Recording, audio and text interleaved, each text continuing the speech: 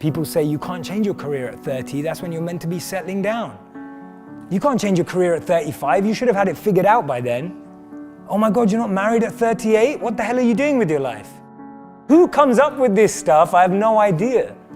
But this stuff plagues so many people that I speak to. So many people open up to me and say, Jay, I just don't know how to change. Is it possible? What do you think this guy was before he became who he is? He used to be a PE teacher, right? Sports teacher at a high school. How about her? She was a telemarketer for 2 weeks. How about her? She applied to be a funeral director. It's incredible. What happens in society is that we're clouded by the noise of family expectations, the noise of our parents, the noise of our brothers and sisters' expectations. I grew up in a family where you could either be a doctor, a lawyer, or a failure, right? Those were my 3 options. Anything else would just count me as a failure. I would have failed. So basically I failed, right? I'm standing up here in front of you all as a failure. I lived as a monk for 3 years. I committed career suicide. I turned down 2 amazing corporate job offers when I graduated from business school. I shaved my hair, I wore robes, and lived out of a gym locker for 3 years. And I did that because I thought I was going to do something meaningful, help impact the world. And it was one of the best experiences of my life. But more than becoming a monk, what that trained me to do was drop out with the rules. People told me, if you come back in 3 years, you'll never get a job. They told me, if you become a monk, people are going to think you're weird forever. No girl's ever going to talk to you. People told me, they were like, well, when you come back to real life, like, will you even be able to talk English? Like, people were just really weirded out. I'm just like, okay, I think monks speak English. And there was so much different noise that I was hearing when I made that decision. And the funny thing is, from having not been a monk for 4 years now, I'm in one of the most incredible periods of my life that I could ever have asked for. And so much of that is based on the fact that I decided to do something different. So many of the times our expectations are driving us in a certain scenario. We focus so much on life in what we want to be, as opposed to who we want to be. Because we've always been told that life and jobs and careers are like boxes and containers. There's only a finite number of options. There is no formula, there is no pattern. If you know what you're passionate about, if you know what you're good at, and you invest in that. People say follow your passions, I say forget that, invest in your passions. If you're passionate about something, go and become the best at it. Go and do a course on it. Go and learn from the best. Go and find a mentor who's going to make you incredible at that trait. Not only will you be criticized and grow, you'll be able to find new things about yourself that you never knew. Don't trade who you are for who you think the world needs, because the world needs you to be you, and I mean that.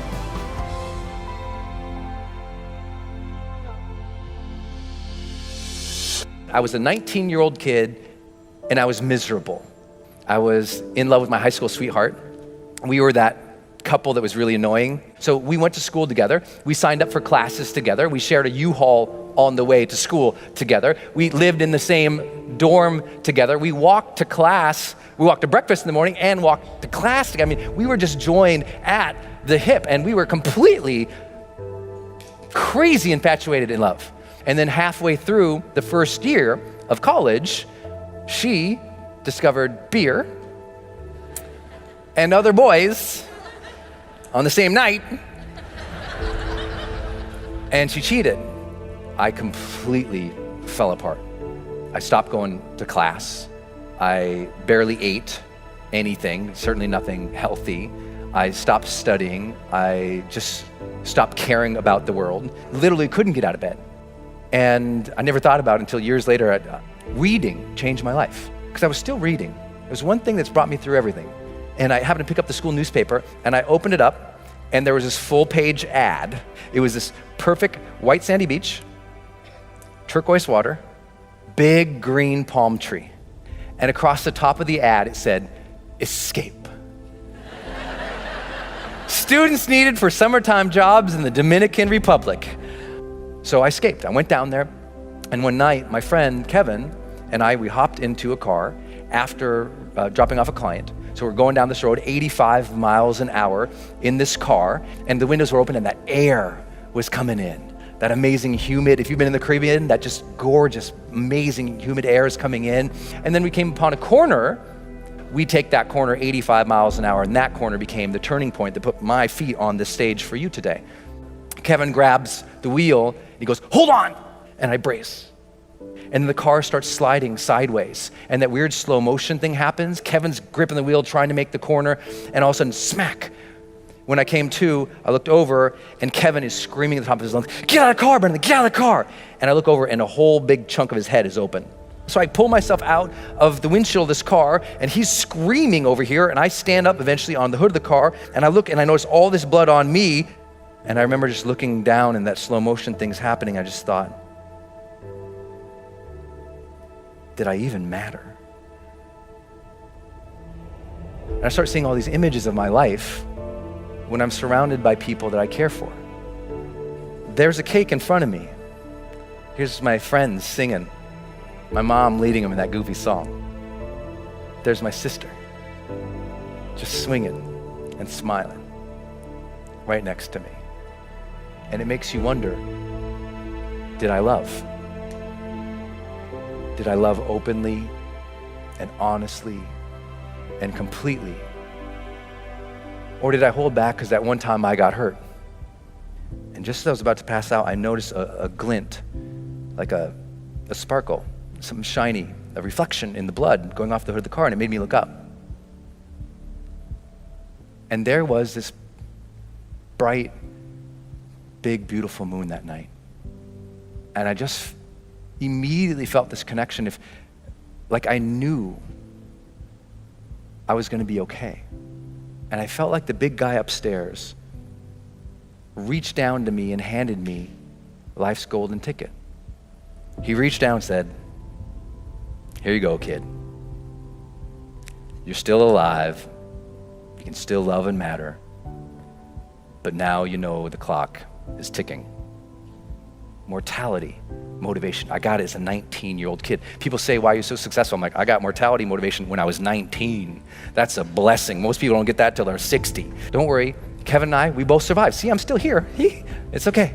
I made it. But the one thing that I took away from that entire thing was that moment and those questions, because I remembered them and I thought about them as I was healing. I was like, what was that about? Why did I feel so unhappy with that moment? Because I thought, in the last moments of life, there must be this transcendence, and I was not happy.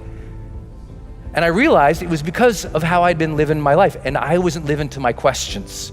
I knew I got those questions. Did I live? Did I love? Did I matter? And soon as I got that those were the questions I'm gonna evaluate myself with at the end of the life, it gave me the power of what my late mentor, Wayne Dyer, taught, the power of intention. That breath you just took, feel it. What a blessing that is you got that life. What a blessing is you got that breath. That means you still got something inside. You gotta work for it. You gotta contribute for it. You gotta give for it. You gotta lead for it. You gotta love for it, because you still have something not just in you, you're still here for a reason. And now you just gotta earn that blessing. My parents' biggest frustration was that I was epically lazy, and if they handed out gold medals for being lazy, I would have won, I assure you, hands down. Because even though I was a slightly chubby kid growing up in a morbidly obese family in Tacoma, Washington, I always knew two things about myself. One day I was gonna be rich, and I was gonna have six-pack abs. Like, those are the two things, is that kid that was, jiggling his belly thinking, one day I'm not gonna have to suck in my gut. When I left for college, my own mother, who had always been my biggest cheerleader, quietly assumed I was going to fail. But these two guys that were successful entrepreneurs and bodybuilders happened to walk into a class when I was a teacher. And they were just starting a technology startup, and they said, "Hey, we need a copywriter. Why don't you come be a copywriter?" And so I was just young enough and just dumb enough, and I went all in. They literally put me in the room with all the computer servers. But starting from there, I knew I could wow people because I was willing to grind it out. And we all have a superpower, and my superpower may be the willingness and ability to endure suffering. I had suffered a lot. I hadn't taken a day off in like 6.5 years because I was so hell-bent to get rich. And then I realized, almost 8.5 years in, I'd finally had enough. I had hit my breaking point from suffering, and I got so mad, and I was so unwilling to do it anymore. And I turned to my partners and I say, "I'm completely miserable, I quit."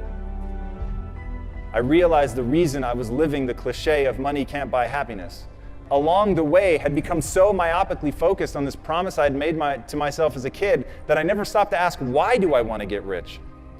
The questions you ask yourself will determine the course of your life. I had been asking myself, what do I need to do to get rich? And it left me really unhappy. So I changed the question, and I started asking, what would I do and love every day, even if I were failing? Life is too short. This is your one go-round. So what are we going to do? We're going to build a company that's predicated on value. We're going to build a company that's predicated on passion. I started thinking about my mom and my sister, but they were profoundly overweight. I started thinking about my uncle who ate himself to death when I was 12 years old, and how much that scared me, and it made me sad. And it made me sad to see that there were millions, if not more than 1 billion people that were in the same kind of abusive relationship with food that my mom and my sister were. So I said, I don't know if it's a big business, but I know it's a big problem. And that's the problem that we're going to solve.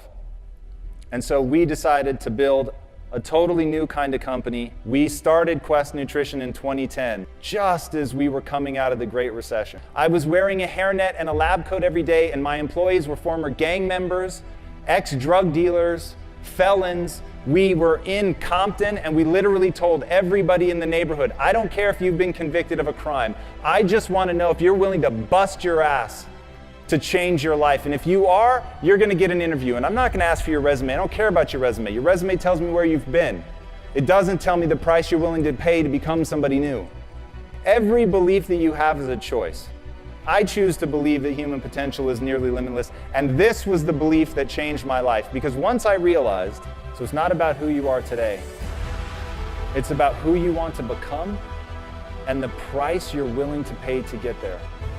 And I promise you, the day that you're willing to pay any price, you'll achieve what you want to achieve. If you truly believe that human potential is limitless, what do you want to become? And what price are you willing to pay to get there? Gives you better sex, increases your good cholesterol, gives you more friends, gives you more meaning, engagement, life satisfaction, and happiness. If you have a purpose-driven life, it adds years to your life. You live longer. Let me share 2 stories with you. Story number 1, we're interviewing one of those school teachers. She says, the first year I taught was heaven. The second year I taught was hell. I had 5 boys that second year, and they were incorrigible. And there was one kid in particular. He was impossible. One day, this kid's in the doorway of the classroom, and he's kicking and moving his arms and making noises, and I lost it. She said, I'm ashamed to say these words, but I walked towards that kid with the intention of kicking him. Thank heavens he got up and ran away. I kept walking. I went to the principal's office. I said, this is it.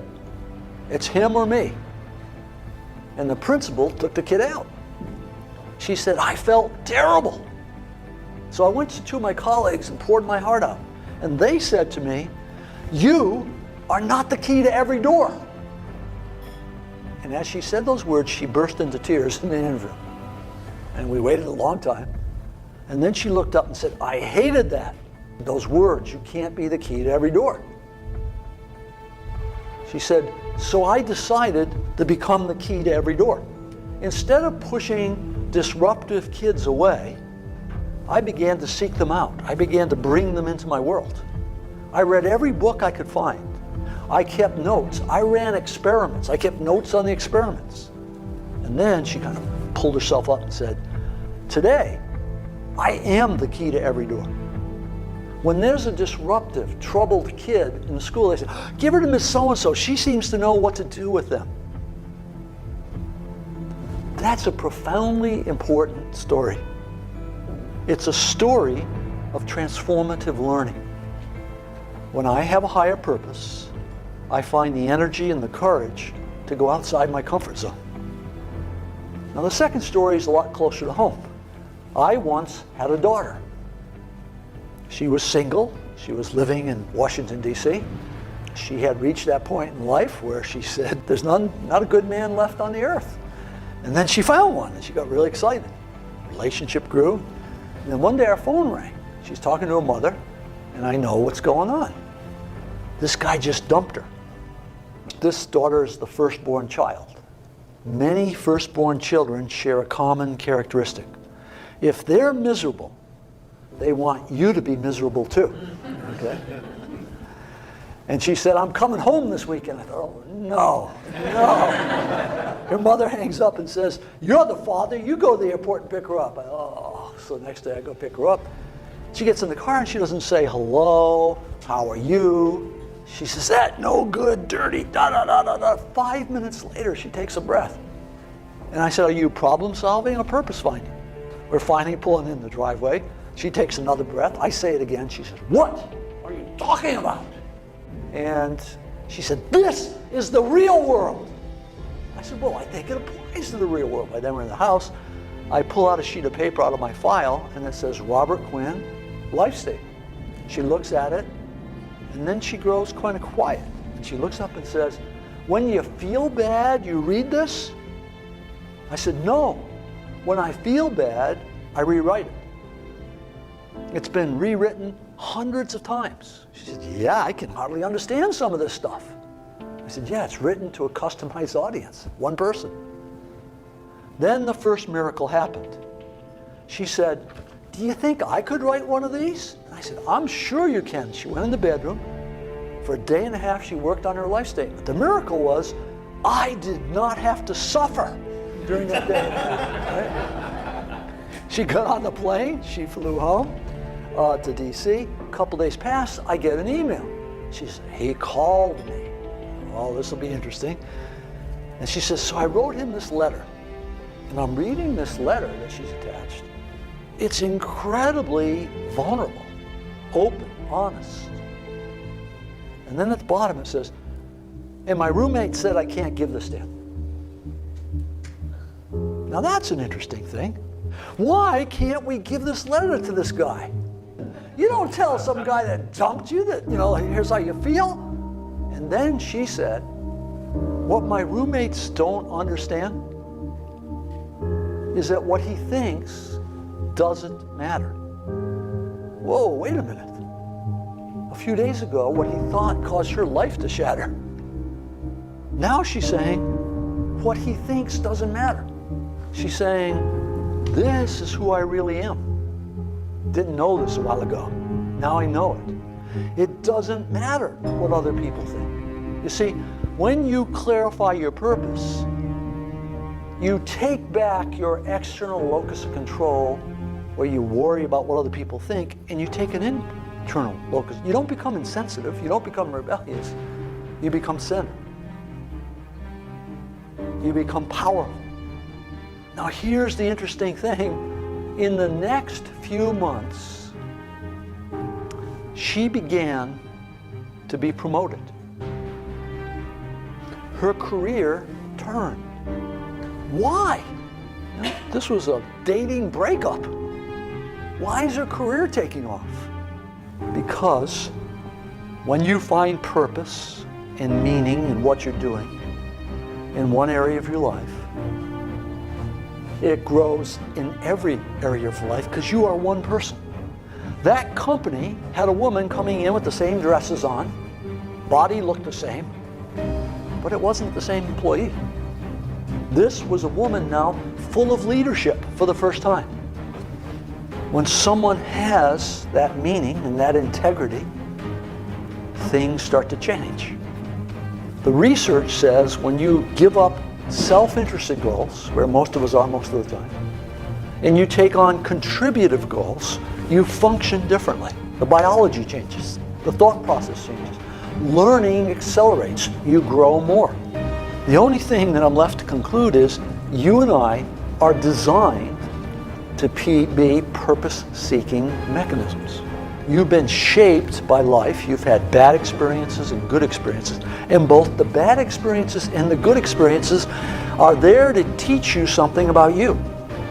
And if you look very carefully at those, You can determine what your purpose is. Every person in this room can clarify the purpose of their life, become the key to every door.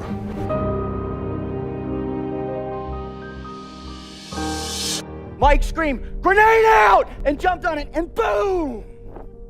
2 snipers were providing overwatch for the other platoon that were trying to maneuver. And unbeknownst to Mike and those guys, an insurgent had seen where they were firing, had snuck up next to the side of that building, pulled out a hand grenade, pulled it, and threw it up, and that thing came right up, boom, and hit Mike on the chest. Petty Officer Mike Mansour took the entirety of that blast in his face and his chest. He lasted for another 35 minutes before he passed away on the medevac bird out. The kicker to this story is there was a stairwell right next to him. And all he had to do was jump down that stairwell to save his own life, but he didn't. He turned and jumped on the grenade, sacrificing himself so his 2 brothers could both go home and hug their wives, kiss their children, and fight another day. I want you to think to yourself, what would you do? For 70 years, United States Navy SEAL team, we've been pushing the envelope. We've been setting the bar. We've been setting the standard for what the team life is and how you should live. Are you really committed to yourself physically? Because we all know when the going gets tough, the more in shape, the more focused you are on what you eat and what you consume, the better you are. I spent 15 months in the frigid waters of the Pacific Ocean, to the mountains of Afghanistan on 7 different occasions, and to the shores of Haiti doing missionary work with my church. And what I've learned in this incredible journey are a few undeniable truths about what enables us to succeed. Now, truth number 1 is you got fear in your heart always, and you can't defeat it. Everybody's like, well, that's a bummer. The problem is, ladies and gentlemen, is you're wired for fear, right? It's part of our lives. We have it in what we do for a living, right? You talk about fear in your lives and your personal lives with your family. Folks, we've got fear, period. So what you have to learn to do is embrace it. Truth 1. The second one is self-confidence is huge. It's important, and you gotta forge it every single day. The third one is you gotta live with purpose. If you don't have purpose in your life, you don't have momentum. You don't have anything driving you forward, anything pulling you out of bed every single day. And the last one, and the one I learned that left an indelible mark, not only in my heart, but in my soul, on those beaches across the street over there, is nobody does it alone. There's not a single person in this whole room right now that can raise their hand and say, you know what, Rut, I've done it by myself. Not a single person out there has helped me, not a one. We all need help. So as a result of that, you have to recognize that you have to live what I call a team.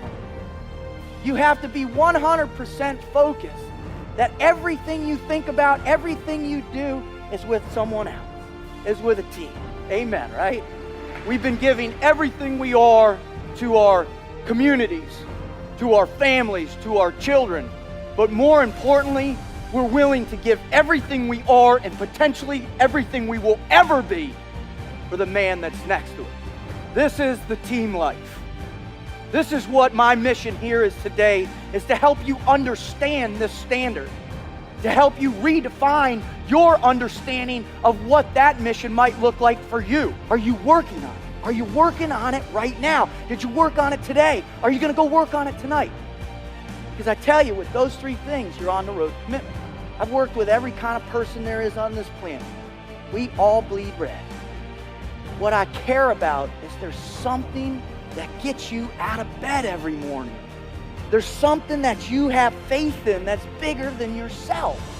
There's something that you're willing to sacrifice for another human being.